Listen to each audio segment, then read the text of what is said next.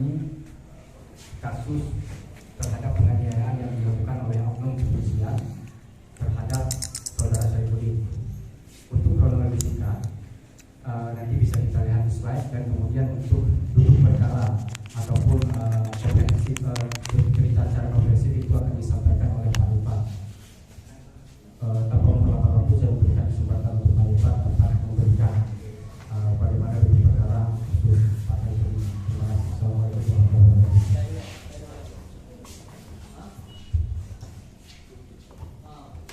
Bismillahirrahmanirrahim. Assalamualaikum warahmatullahi wabarakatuh. Waalaikumsalam. Alhamdulillahirabbil alamin. Islamina Muhammadin nabiyyi wa rasulullah. Rabbi shrah li sadri wa yassir li amri wahlul 'uqdatam min lisani yafqahu qawli. Syukur kepada Allah SWT, Rabbil salam, dan memberikan keribaan Nabi SAW. Saya hormati seluruh rekan media yang telah hadir, dan pertama saya mohon maaf atas keterlambatan kami karena tadi kami juga bersamaan dengan kegiatan ini melakukan pendaftaran permohonan pra peradilan atas penangkapan atau penahanan serta penyitaan satu unit mobil milik klien kami, yaitu Bapak Saifuddin. Baik, terima kasih atas waktunya. Pertama, kami ingin jelaskan bahwa persoalan mendasar dalam kasus ini adalah keterlibatan oknum polisi dari Polsek Baktia untuk campur tangan dalam urusan leasing. Perlu kami sampaikan, kejadian awal itu di Dorsunir di Kecamatan Baktia, datang dua orang perempuan yang tidak memperlihatkan identitas apapun kepada Pak Saifuddin yang sedang mencuci mobil, yang lalu meminta secara sepihak atas mobil yang sedang dikendarai. Karena perempuan itu tidak bisa menunjukkan identitas bahwa benar dia dari pihak leasing, maka Pak Saifuddin tidak bersedia menyerahkan mobil. Karena tentu saja mengambil mobil harus dengan administrasi yang lengkap. Misalnya identitas, kemudian surat kuasa, jaminan fidusia, dan sebagainya. Secara hukum tidak diperbolehkan secara sepihak pihak leasing mengambil mobil tersebut karena ini merupakan usaha perdata yang harus diputuskan oleh pihak pengadilan.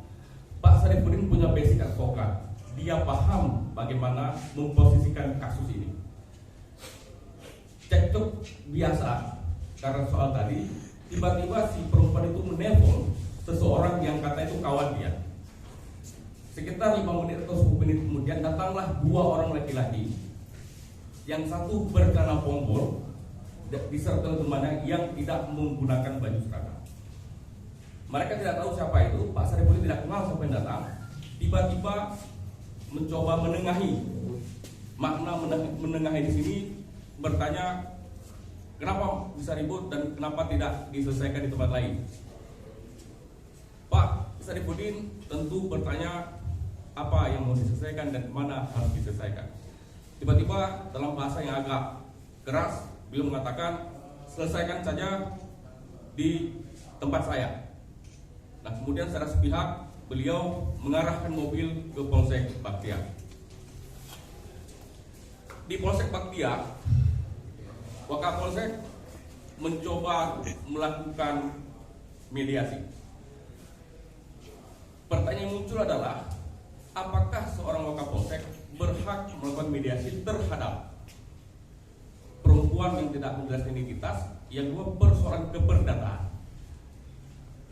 Karena ketidaksepakatan ini, menurut Saifuddin, klien kami, ini bukan urusan kepolisian, ini bukan mobil perampasan, ini bukan mobil pencurian, ataupun ini bukan mobil hasil kriminal. Ini mobil saya yang sah saya miliki.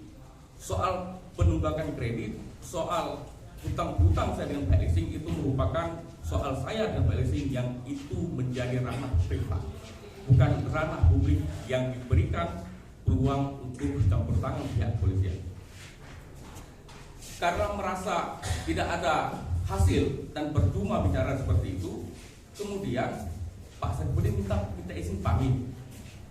Pada saat pamit, Pak Wakapolsek, mobil itu sudah setengah di pintu pagar, karena pintu pagar awalnya terbuka dan perlu diketahui halaman parkir itu tidak terlalu luas. Jadi pada saat mobil itu mengarah keluar, kemudian Pak Wakapolsek kembali ini itu naik ke atas kap depan ataupun bumper bagian mobil. Sudah disuruh turun, tapi belum bersikeras. Jadi tidak benar seperti berita di media yang menyampaikan bahwa Pak Sarifudin menabrak atau menyenggol dua perempuan tersebut. Ini bukan fakta. Jadi perempuan tersebut tidak berada di dekat mobil tersebut. Yang mengambil inisiatif naik ke atas mobil itu Waka. Pertanyaannya, apa dasar Waka Polsek naik ke atas mobil yang itu bukan mobil milik dia ataupun bukan mobil kriminal?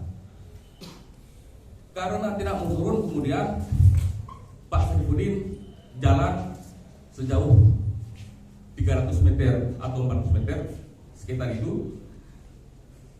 Pak Sarifudin, Pak Wakapolsek memukul jendela, minta berhenti. Pada saat diberhentikan, beliau jatuh ke arah kanan. Pada saat jatuh ke arah kanan itu perlu dipahami, bukan dijatuhkan atau bukan sengaja dijatuhkan, tapi jatuh dengan sendirinya. Benar terjadi luka-luka lecet, tapi tidak benar beliau seperti yang disampaikan dalam pemberitaan itu luka serius, harus dioperasi dan sebagainya. Itu bentuk pengungkapan berita fakta. Izin saya minum dulu, boleh ya? Maaf lanjutkan. Pada saat jatuh itu disaksikan oleh masyarakat sekitar. Kemudian Pak Wakapolsek sekitar 5 menit kemudian menelpon anggota polisi yang di Polsek, dan dalam selang waktu 5 menit tiba-tiba Pak Kapolsek, ya kan, itu orang yang kami jadikan pemohon dalam Prapit, itu sudah bersama dengan beberapa anggota Polsek bersenjata lengkap menggunakan laras panjang. Karena ketakutan tadi, tidak mungkin beliau berdiri di situ, beliau bersembunyi di sela-sela. Mungkin bisa dibantu untuk diperhatikan lokasi beliau bersembunyi. Nah, yang sebelah kanan ini itu lokasi persembunyian beliau. Ya. Anggota Polsek langsung menembak ke arah beliau secara mendatar. Bukan tembakan salvo ke atas ataupun bukan tembakan ke bawah, tapi tembakan mengarah ke tubuh. Dan alhamdulillah beliau tidak kena. Pada saat itu bukan karena beliau sudah mendengar suara tembakan, beliau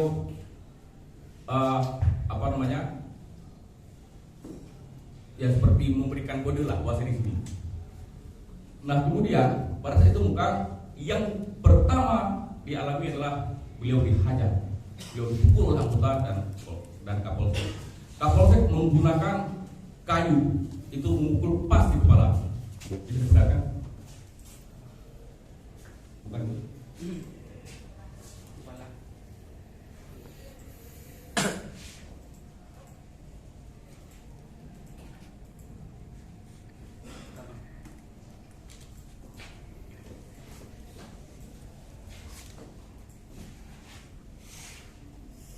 Ya, itu bekasan lokasi yang retak yang dipukul oleh oknum Kapolsek. Ya, kemudian ini hasil ronsen kita, karena setelah kita dilepas, nanti kita akan ke sana. Ini hasil ronsen yang di sebelah kiri. Silakan untuk saya, itu salah satu bentuk retakannya, dan itu sudah divisum oleh Propam Polda. Baik, kita lanjutkan. Setelah pemukulan, kemudian beliau digiring ke dalam mobil menuju arah Polsek. Di mobil beliau juga dipukul dan dianiaya. Kemudian pada saat turun di halaman polsek juga dipukul, juga dianiaya. Apa sebabnya? Apa akibatnya? Bibir pecah-pecah. Nah, karena ada kerumunan orang, kemudian beliau diarahkan ke ruang belakang di belakang penjagaan. Di dalam beliau juga dipukul, sehingga menyebabkan bibir beliau pecah-pecah dan ada nyeri di dada. Ada memar di seluruh tubuh atau lebam di seluruh tubuh. Ada fungsi motorik dari pinggang dan kaki yang bermasalah. Begitu.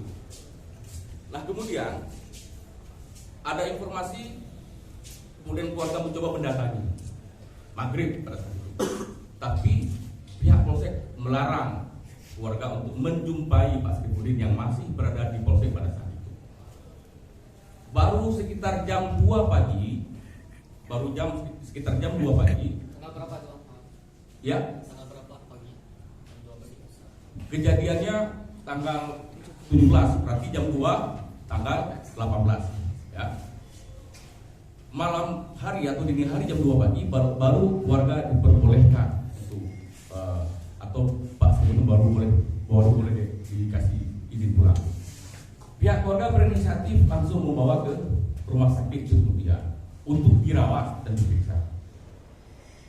Ya kan? Ini kondisinya, itu ruang rumah sakit, kemudian ini bibir yang bisa sampaikan. Kemudian setelah agak mulai sembuh, meskipun harus menggunakan kursi roda, keluarga berinisiatif untuk melaporkan penganiayaan ini ke Propam Polda Aceh. Ya, jadi besok langsung ke Polda melaporkan, membuat pengaduan terkait penganiayaan. Ada 2 yang kami laporkan. Satu terkait pelanggaran kode etik di Propam, yang kedua terkait penganiayaan yang dilakukan. Jadi 2. Selesai laporan di Propam dan Polda, kemudian beliau kembali. Tiba-tiba di Cotgire ada sweeping yang memang sengaja mencari beliau. Kenapa? Karena ini bukan sweeping lantas. Tidak ada plang nama, razia, SIM atau STNK ataupun kendaraan motor lainnya. Kenapa? Karena pada saat di stop ada satu oknum yang mengatakan ini Sarifudin. Keluar. Keluarga berkesimpulan bahwa sweeping dilakukan untuk mencari beliau. Pada saat penangkapan itu sekitar jam 12 malam, beliau diarahkan ke Polres. Di Polres, keluarga belum bisa bertemu. Baru kemarin bersama kami PH, Pak Sarifudin bisa bertemu dengan keluarganya. Jadi pada saat penangkapan, beliau hanya diperlihatkan surat penangkapan. Tidak ada surat penetapan status tersangka. Bahkan tuduhan pembunuhan itu kita tahu setelah di Polres. Proses penangkapan yang dilakukan oleh oknum polsek itu tidak memperlihatkan surat apapun, hanya surat perintah penangkapan. Kita paham secara KUHAP itu bermasalah. Nah, kemudian setelah sekian lama baru kemarin kita bisa jumpai, ya kan? Dan apa yang kemudian muncul permasalahannya? Apa yang kita temui? Pertama, propam tadi. Yang kedua, kita melaporkan penganiayaan. Kemudian tadi, tanpa terlambat melakukan praktik terhadap proses penangkapan dan penyitaan di PN Lok Sukul. Kemudian kita tadi di Jakarta juga sudah melakukan koordinasi dengan Kompolnas untuk melihat secara struktural terhadap proses penganiayaan ini. Jadi kita minta Kompolnas Jakarta untuk bisa melihat dan memonitor secara langsung. Itu yang pertama. Yang kedua, kita juga minta LPSK untuk memberikan perlindungan kepada Pak Sarifudin sendiri maupun keluarga dari Pak Sarifudin. Ini yang kiri itu laporan kita hari ini ke Kompolnas, dan sebelah kanan itu di tengah saya sedang melakukan rapid dan yang sebelah kanan adalah nota atau berita acara laporan Kompolnas. Jadi dengan segala hormat kami meminta secara resmi LPSK, Komnas HAM, Kompolnas untuk bisa melihat kasus ini secara dekat. Kenapa? Karena kita paham citra Polri harus dibersihkan dari oknum-oknum yang tidak mencitrakan polisi sebagai pengayom. Baik, kemudian kerugian yang ditimbulkan. Pertama secara medis, gertakan pada tubuh kepala, memar dan lubang mungkin bisa dibaca, kemudian psikologis, trauma berat dan depresi. Apa kerugian materialnya? 1 unit mobil Toyota Calya, kemudian biaya pengobatan dan perawatan di rumah sakit. Sampai sekarang kami tidak menerima berita penyitaan terhadap 1 unit mobil yang parkir di Polres Aceh Utara. Kami tidak tahu apakah status mobil itu apakah disita atau dirampas. Secara prosedur harus ada 1 surat berita acara penyitaan. Dan hari ini kami ditahan, kami tidak tahu apa statusnya. Apakah sudah tersangka atau belum? Karena keluarga tidak pernah menerima surat selain 2 surat. Surat perintah penangkapan dan surat penahanan. Pertanyaan saya, klien saya ditahan atas kasus apa? Atau atas dasar apa? Karena tidak ada sprindik, tidak ada SPDP. Kita masuk sedikit ke hukum acaranya. Bang, tujuan polisi itu apa sih? Tujuan polisi mengambil pasal itu. Boleh nanti bertanya Pak ya. Nanti saya sampai selesai lupa. Biar itu. Baik, kemudian lanjut. Moral, hilangnya kehormatan dan martabat korban serta keluarga korban atas penyebutan Tengku Saripudin sebagai. Jadi pada saat pemukulan di kebun tadi, oknum polisi berteriak 2. Teriakan itu seakan-akan membenarkan proses pemukulan dan semacam klarifikasi mereka ke masyarakat bahwa mereka boleh memukul. Kenapa? Karena itu pencuri dan mafia besar dari Riau. Saya ulangi, penyebutan pencuri dan mafia besar dari Riau itu adalah fitnah. Kemudian tercemarin nama korban karena dituduh melakukan percobaan pembunuhan serta penganiayaan. Hilangnya kepercayaan masyarakat terhadap Tengku Saripudin sebagai guru pesantren. Beliau guru pesantren di Riau. Beliau orang asli Aceh. Jadi bukan pria Riau, dia pria Aceh. Dia tinggal di Riau, tinggal di Riau sebagai guru budaya. Dia pesantren, dia punya murid, dia agamawan. Apakah pantas teriakan sebagai mafia Riau? Nah ini aneh. Tengku Saripudin ditahan di rutan Polres Aceh Utara selama 5 hari tanpa persetujuan yang jelas. Itu lanjut. Permohonan kami kepada semua pihak. Pertama, melepaskan Tengku Saripudin dari tahanan Polres Aceh Utara. Yang kedua, menghentikan perkara dugaan tindak pidana percobaan pembunuhan karena itu kriminalisasi. Ya, kami tegaskan, menghentikan perkara dugaan percobaan pembunuhan dan penganiayaan karena itu adalah bentuk kriminalisasi. Kemudian, meminta kepada Kapolda Aceh melalui Irwasda dan Divisi Propam Polda Aceh untuk memeriksa Kapolsek, Wakapolsek dan Oknum Polsek yang terlibat dalam pelanggaran kode etik yang dilakukan serta penyalahgunaan kewenangan dan Kapolsek dan Wakapolsek. Itu kepada Kapolda Aceh. Kemudian kami juga meminta Kapolda Aceh untuk menonaktifkan Kapolsek dan Wakapolsek dan oknum terlibat. Kenapa? Karena proses penyidikan di Polsek yang ngadu Wakapolsek, penyidik Kapolsek terlibat dalam proses penganiayaan sebagai penyidik. Laporan siapa? Laporan Wakapolsek. Nah, untuk mendukung profesionalitas dan objektivitas pemeriksaan, kalaupun ini dilanjutkan harus dialihkan ke Polda Aceh. karena ada konflik of interest di situ, ada konflik kepentingan. Begitu. Kemudian kami meminta juga seperti yang saya sebutkan tadi, memberikan perlindungan kepada korban dan korban dari segala bentuk ancaman, intimidasi dan teror, dan segala bentuk upaya penekanan mulai LPSK Jakarta agar keluarga bisa tenang hidupnya, bisa menyampaikan apa yang menjadi fakta sebenarnya. Kemudian meminta kepada Kapolres dan Komisi 3 DPR RI untuk dapat membentuk tim pencari fakta untuk mengungkap kebenaran Polsek Mutia dalam melakukan penyelidikan. Kita minta dengan segala hormat Komisi 3 untuk bisa melakukan pengawasan, karena legislatif punya fungsi pengawasan, untuk melakukan serangkaian. Karena soal ini soal sistemik. Baik, kemudian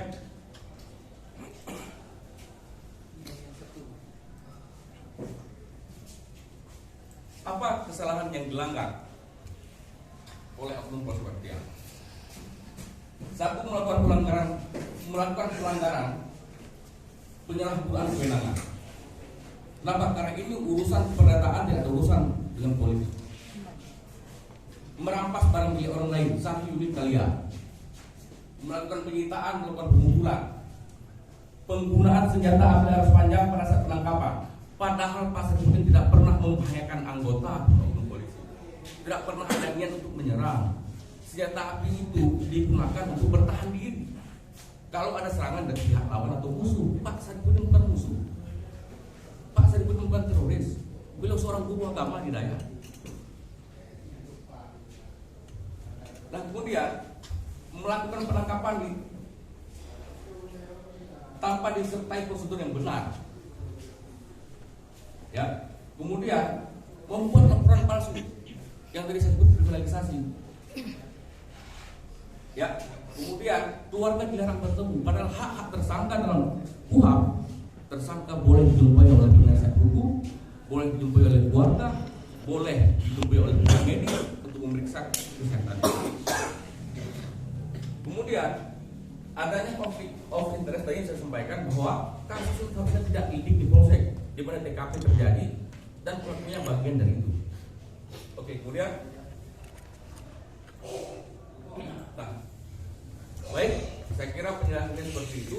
Silakan bertanya, saya serahkan kepada moderator. Oke, untuk sesi pertanyaan kita beri kesempatan 2 orang. Oke, Bang, ini kan dasar kasus ini kan dari satu orang perempuan tadi ya, yang mengaku yang nggak tahu jelas siapa dia, ya kan? Itu bagaimana itu, Bang? Itu satu.